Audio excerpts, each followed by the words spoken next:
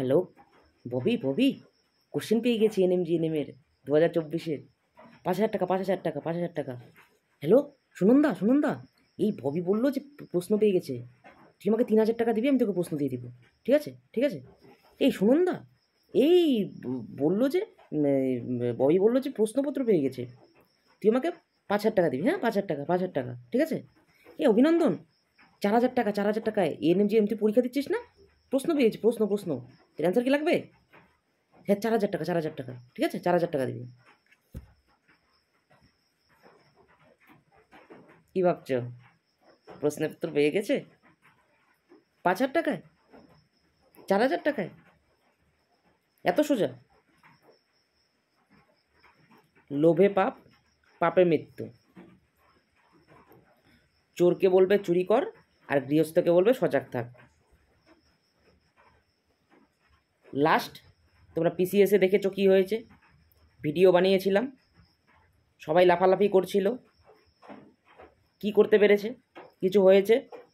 কাদের loss হয়েছে? তোমাদের, যারা এটা নিয়ে বেশি মাতামাতি করেছিলে, যারা এটার উপরে ভরসা করেছিলে যে একটা চাকরি হবে, এটা দিয়ে জীবন চলবে। চলছে জীবন? চাকরি হয়েছে তো? ইন্টারভিউ হয়েছে তো? চাকরি ছাড়ো, রেজাল্ট দিয়েছে, ইন্টারভিউ হয়েছে, কাঁচকলা কচু হয়েছে। এবার এনএমজিএনএমের প্রশ্ন পেয়ে গেছে, একদম গভর্নমেন্ট পর্যন্ত হাত আছে, গভর্নমেন্ট পর্যন্ত। না হলে এভাবে পরীক্ষার আগে প্রশ্নপত্র পাওয়া যায়? কমন সেন্স তোমাদের একটুও নেই, ঠিক আছে? যারা যারা এটা ভাবছো যে প্রশ্নপত্র পেয়ে যাবে, কমন সেন্স তোমাদের একটুও নেই। পড়াশোনা শিখে গাধা হয়েছো, গাধা এক প্রকারের। যদি কমন সেন্স থাকতো তাহলে এটা ভাবতে না। এভাবে প্রশ্নপত্র পাওয়া যায়? কখনো দেখেছো? প্রশ্নপত্র ফাঁস কখন হয়? এই যে এনএমজিএনএম এর ব্যাপারটা এদিকে ঘোরাঘুরি করছে, আর তোমরা এদিকে পড়াশোনা বাদ দিয়ে কান দিচ্ছ যে তোমরাও প্রশ্নপত্র পেয়ে যাবে বা সব সিট বিক্রি হয়ে গেছে, এটা কখনো হয় না। যে কোনো পরীক্ষায় সম্ভব না কখনো। আর লিক কবে হয়? সরকার কি বোকা? এভাবে প্রশ্নপত্র ঘুরে বেড়াবে যে ফোন করে তোমাকে প্রশ্নপত্র দিবে? সরকার এতটাও বোকা না, কারণ একজনের কাছে প্রশ্ন গেলে সবার কাছে প্রশ্ন ছড়িয়ে যাবে। আর যে 5,000 টাকা দিয়ে কিনবে, সে 10,000 টাকা দিয়ে বিক্রি করবে। সে তো একদিনেই কোটিপতি। কি দরকার তাহলে তার নার্সিং পড়ে? আজকে যদি প্রশ্ন পেয়ে যায়, 14 তারিখ পরীক্ষা, আজকে প্রশ্ন পাচ্ছে, তাহলে এই কয়েকদিনে সে কয়েকশো কোটি টাকা কামিয়ে নেবে। কারণ সবাই পাগল, সবারই প্রশ্ন চাই, সবারই অ্যান্সার কি চাই। একবার ভেবে দেখেছো, নিজেকে প্রশ্ন করে দেখেছো এটা কি কখনো সম্ভব? নাকি লোক মারছে বলে তুমিও মারছো এর মধ্যে? তো একটু ভেবে দেখো, প্রত্যেকটা ব্যাপার যখন হচ্ছে নিজেকে প্রশ্ন করে দেখো যে কখনো পসিবল কিনা সেটা। এত আগে কখনোই প্রশ্নপত্র লিক হয় না। প্রশ্নপত্র লিক কখন হয়? হয় আগের দিন হয়, না হলে ভোরবেলা, না হলে সেদিন যখন যাচ্ছে গাড়িতে সেখান থেকে লিক হয়ে যায়।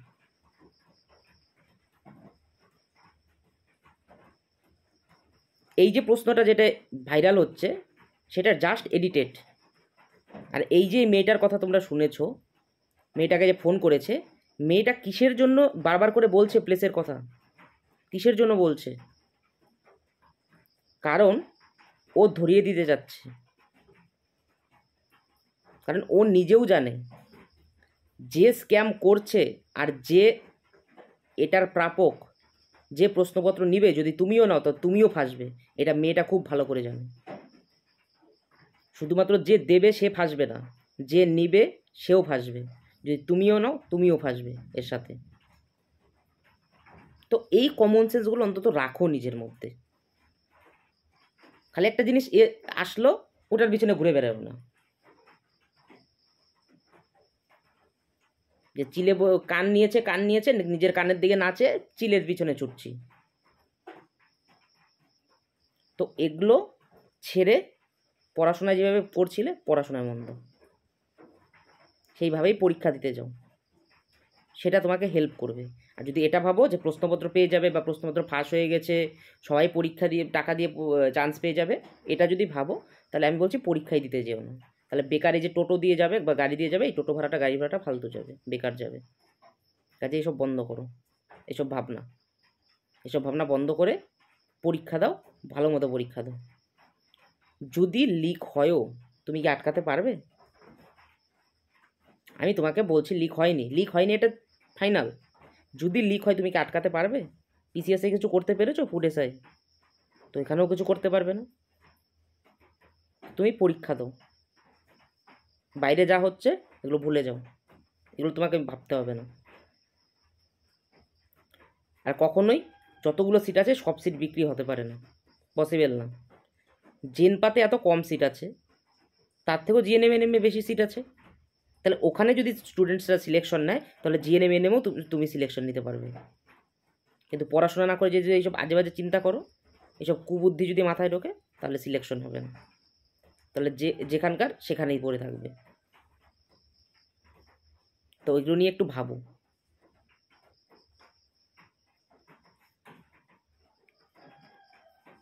তো পিসিএসের সময় বলেছিলাম, এখনও সেম কথা বলছি, যদি কিছু তোমার পরীক্ষা হলে দেখো হচ্ছে, তোমরা অবশ্যই জানাবে আমাদেরকে, আমরা সেটা নিয়ে কথা বলবো। কিন্তু এখন এই যে কয়েকটা দিন আছে, এই কয়েকটা দিন চুপচাপ মনোযোগ সহকারে পড়ে যাও। আজকে 10 তারিখ, আর 3 দিন আছে, 3 দিন পরে তোমাদের এক্সাম। কাজেই এইসব মাথার থেকে একদম ঝেড়ে ফেলো, একদম শান্ত মাথায় যতটুকু পড়ছিলে, যে যতটুকু পারবে 3 দিনের রিভিশন দিয়ে পরীক্ষা হলে চলে যাও। একদম বাইরের চিন্তা না, কোনো বাইরের চিন্তা না। কিছু হলে অবশ্যই আমাদের জানাবে, যদি এক্সাম হলে কিছু হয় অবশ্যই আমাদের জানাবে। কে লিক করলো, কে কোশ্চেন পেলো, কে বাইরে কি হচ্ছে, আমার কোনো জানার দরকার নেই। আর তোমার কি মনে হচ্ছে সরকার ফু মেরে দেবে আর এখানে তোমার প্রশ্নপত্র চলে আসবে? সরকার এত পাগল? তো এইসব প্রশ্ন নিজেকে আগে করো, যে এতটা সোজা। র্যান্ডমলি যদি তোমার কাছে প্রশ্ন আসে তুমি কি করবে? তুমি তো এভাবেই ফোন করে তোমার বন্ধুদেরকে বলবে, এভাবেই তো কোনো একটা কথা লিক হয়। তো যখন সবাই পেয়ে যাবে, এভাবে তো সবাই পেয়ে যাবে, অনেক লাখ লাখ স্টুডেন্ট পেয়ে যাবে, সবার সিলেকশন হবে। তারপরে কি হবে? কোর্টে একটা কেস যাবে, হাইকোর্টে গেল, এনএম জিএনএম। পিসিএস যেমন ঝুলে আছে ফুড এসআই সেরকমই ঝুলে থাকবে। তো বারবার তোমাদের সাবধান করার পরেও, বারবার তোমাদের ভিডিও দেখার পরেও, তারপরেও তোমাদের মাথায় এরকম কমন সেন্স আসে না। তারপরেও সেন্স এরকমই আসে যে প্রশ্নপত্র পেয়ে যাবে, প্রশ্নপত্র ফাঁস হয়ে গেছে। তো এটা কখনোই সম্ভব না। এ ব্যাপারে একটু অ্যাওয়ার হও, ঠিক আছে? একটু সচেতন থাকো, একটু কমন সেন্স রাখো। যাদের কমন সেন্স নেই তারা এরকমভাবেই চলে যাবে, তারা এরকমভাবেই বক বক করবে যে প্রশ্নপত্র ফাঁস হয়ে গেছে, পরীক্ষা হবে না, সব সিট বিক্রি হয়ে গেছে। সব সিট যদি বিক্রি হয় তো সরকারের নামে না ছিচি পড়ে যাবে। সরকার নিজে কখনোই এটা করবে না, সবাইকে প্রশ্নপত্র দিয়ে দেবে র্যান্ডমলি এভাবে।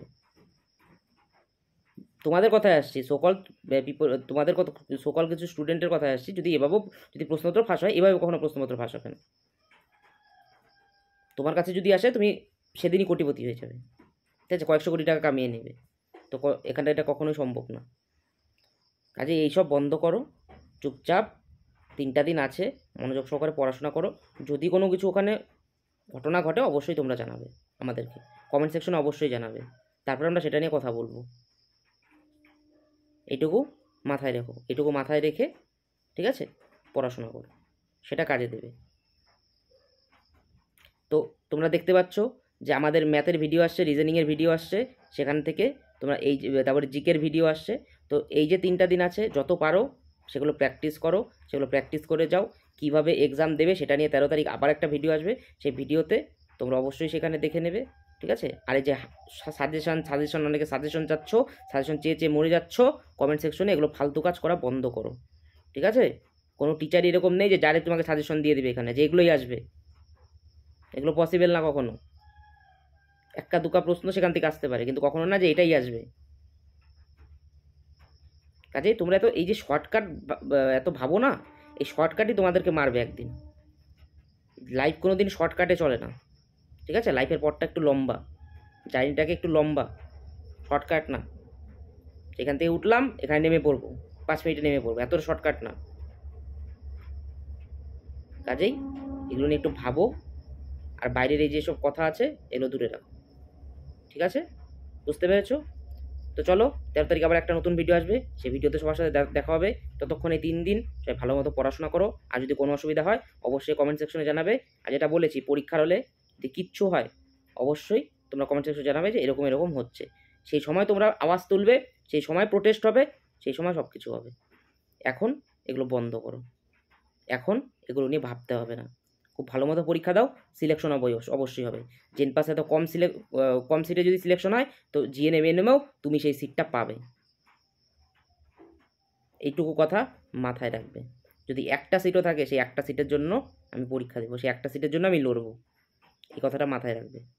এই দিকে নিজেকে স্বাবলম্বী করে তোলো, ওই দিকে না যে প্রশ্নপত্র পাওয়া যাচ্ছে ওই দিকে স্বাবলম্বী করো না, এই দিকে স্বাবলম্বী করো নিজেকে। বাকি সব কী হচ্ছে, গভর্নমেন্ট কী করছে, স্বাস্থ্য ভবন কী করছে, কে কী করছে, ওগুলো ভুলে যাও। ওগুলো দেখার দায়িত্ব তুমি না, তুমি ওগুলো আটকাতেও পারবে না। যদি কিছু হয়ও তুমি আটকাতে পারবে না, এই কথাটা মাথায় রেখো। সরকার এতটা বোকা না যে তোমার হাতে সব কিছু দিয়ে দিবে, তুমি যাও কেস করো, তুমি সরকারকে ফাঁসিয়ে দাও। এতটাও সরকার বোকা না, স্বাস্থ্য ভবন বোকা না, বা যারাই জড়িত আছে কিনা তারা এতটা বোকা না। এইটুকু কথা মাথায় রেখো। কাজেই তোমার যেটা কাজ পড়াশোনা, তোমার যেটা কাজ পরীক্ষা দেওয়া, তুমি সেটা করো, বাকি সব কিছু ভুলে যাও কী হচ্ছে। আজকের মতো এখানেই, best of luck, thank you.